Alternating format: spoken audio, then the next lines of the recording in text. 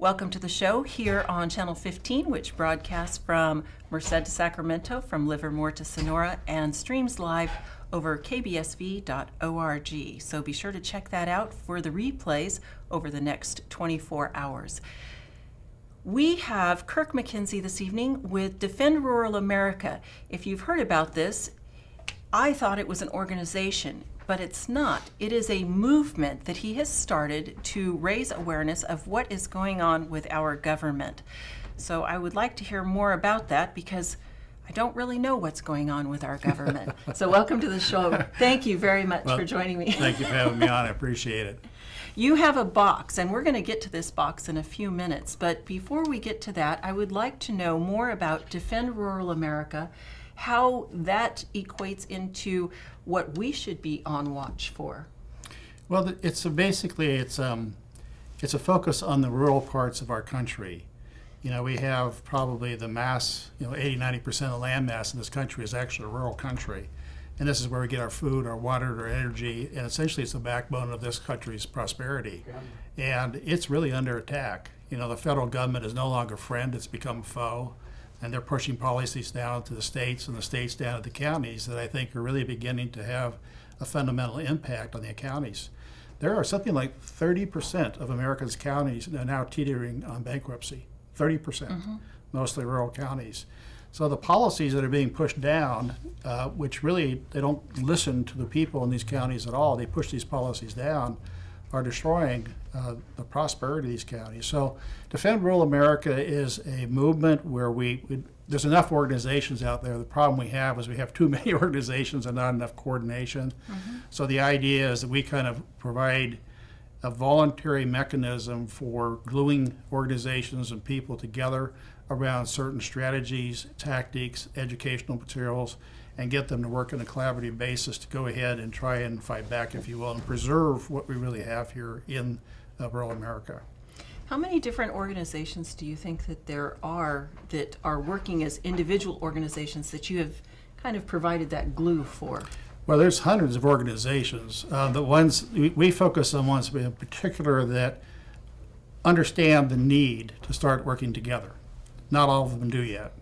And so we probably work with 2-3 dozen different organizations. This event that we're here is being sponsored by 5 of those organizations because those are the ones that are most relevant to the particular area that we're targeting. Speaking of this event, let's go ahead and get right to this. Put this on your calendar, Saturday, June 1st. So that's coming up very quickly. Yes. Go ahead and tell us a little bit about that and what we can expect from that. And I'm going to hold this up here to see if we can maybe get a camera on that.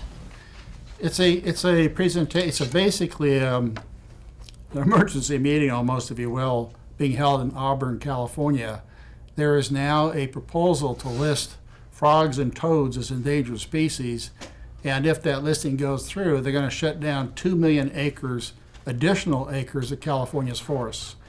The closing of forests to this, quote, spotted owl has already caused tremendous problems, jobs loss, economic loss, hardships on the families and so forth in Northern California counties and Southern Californias.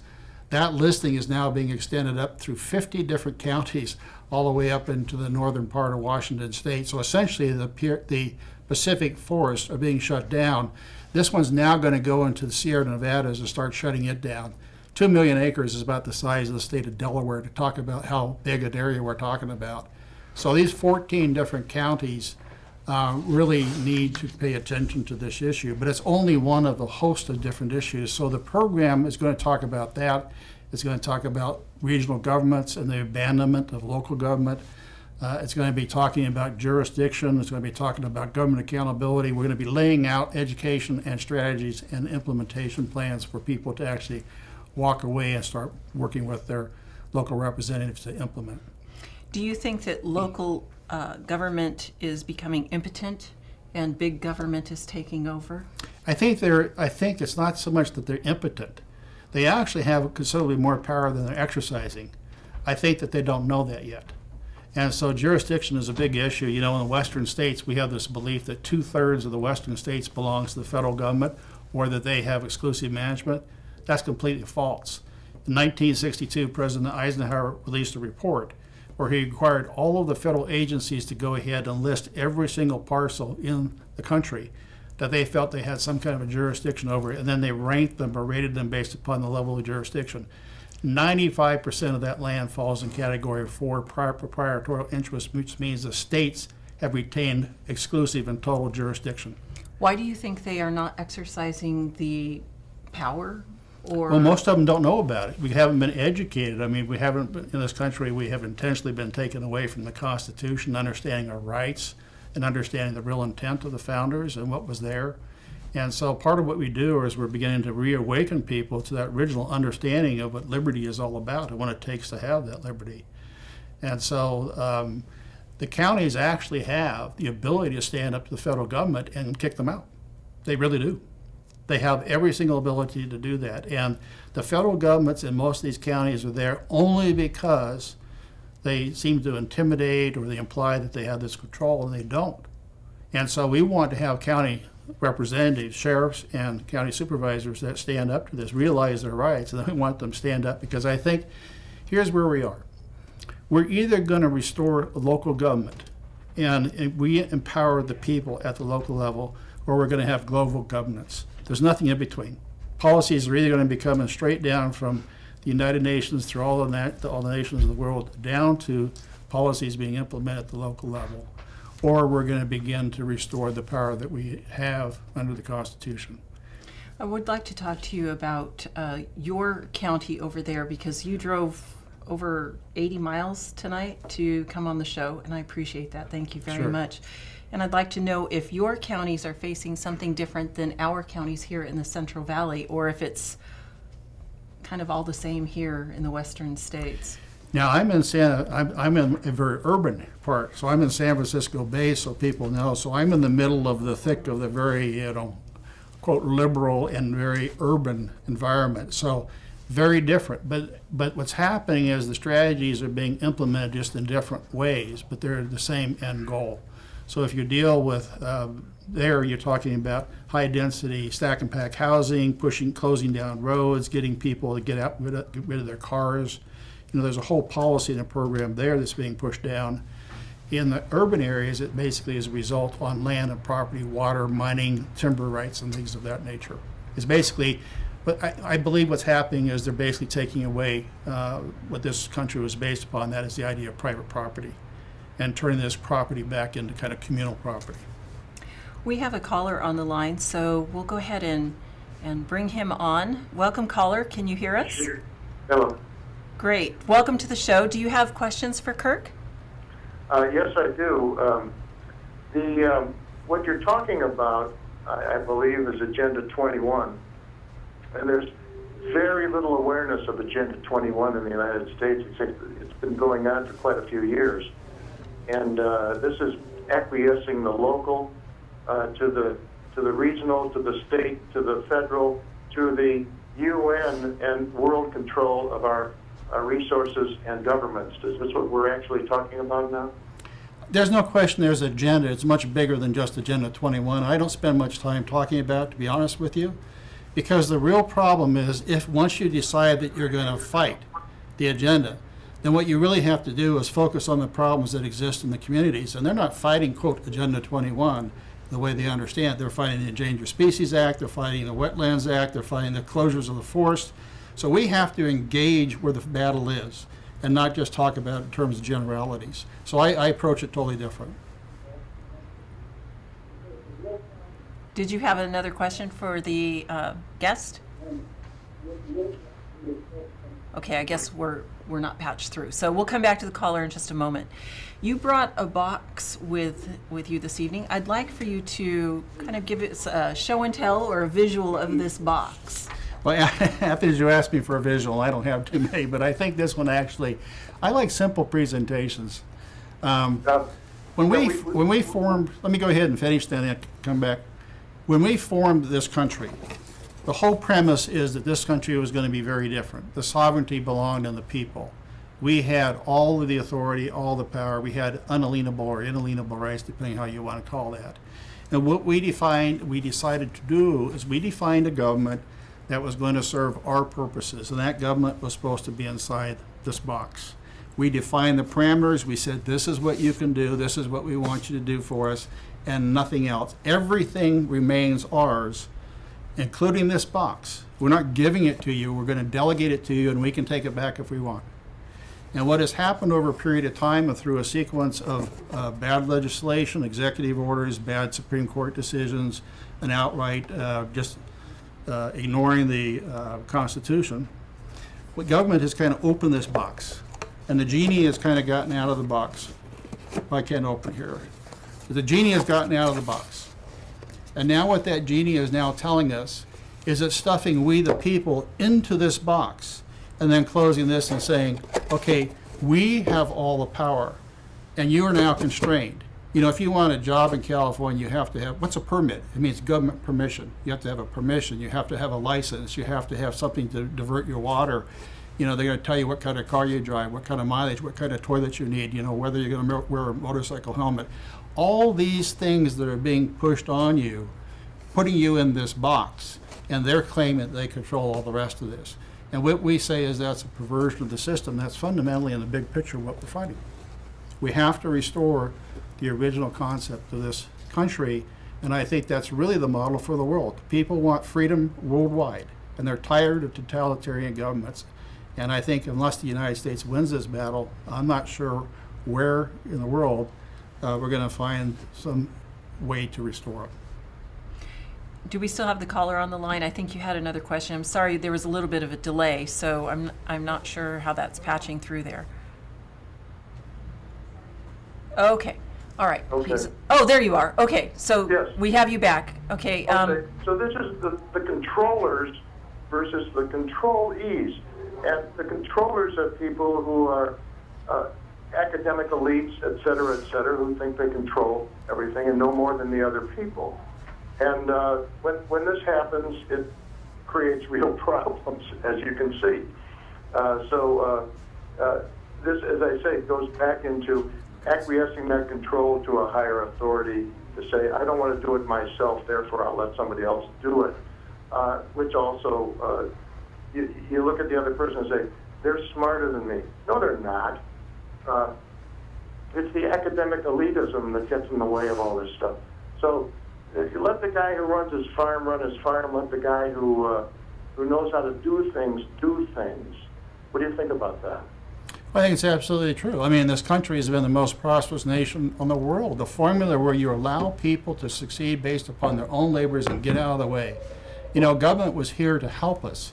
I mean, that's how we define government, to protect us and to make sure that it ensured our property rights, for example, not take them away from us. And when we did that, we were unleashed and we became the role model for the world. And look at the tremendous prosperity. There has never been prosperity like this in the history of mankind.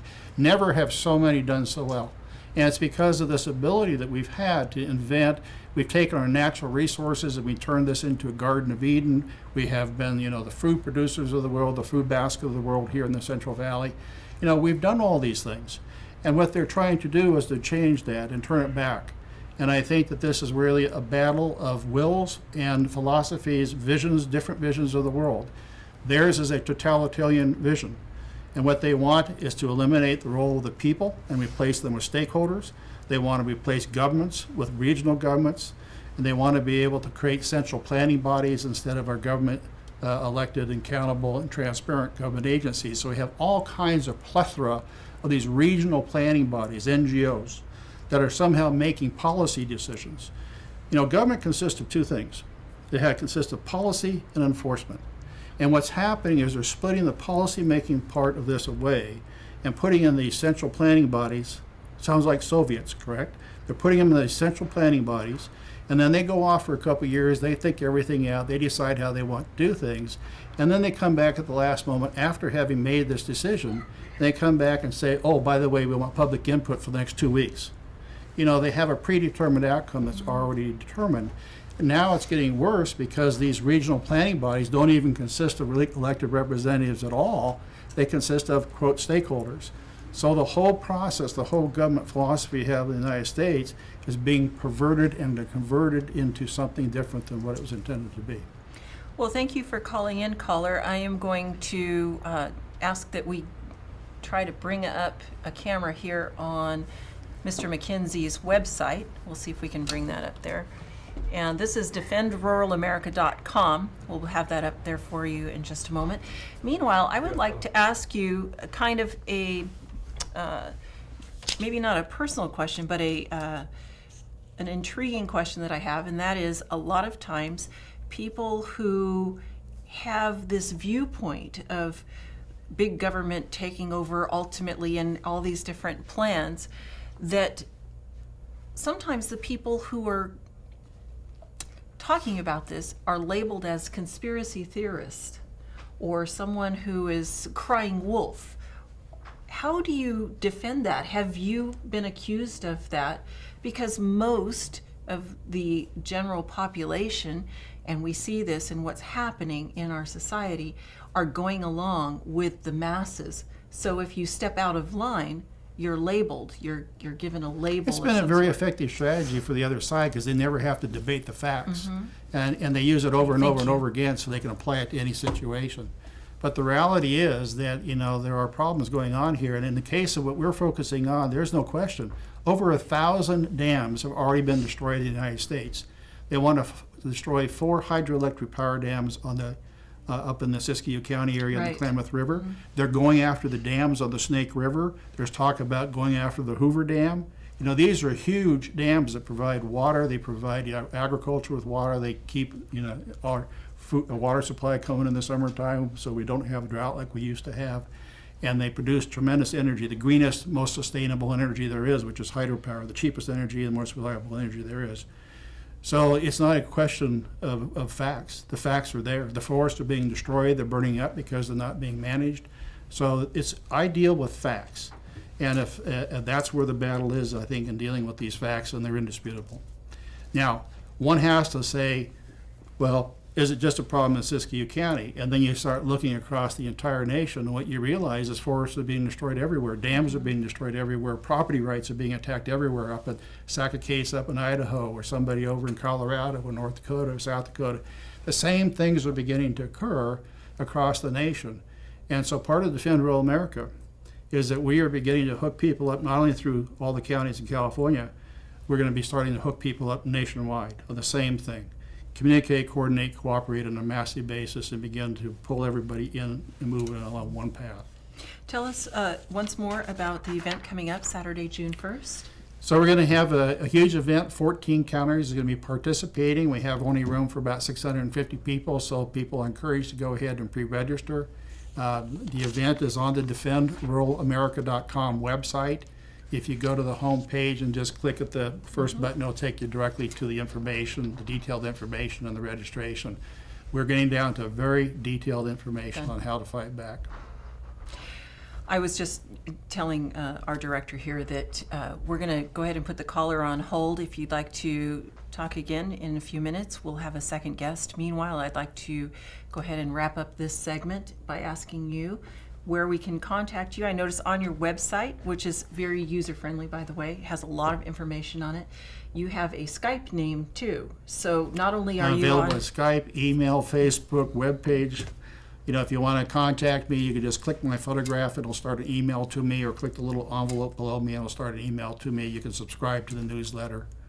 And there's plenty of ways to communicate and keep in touch. And I so much appreciate the opportunity to be on your show.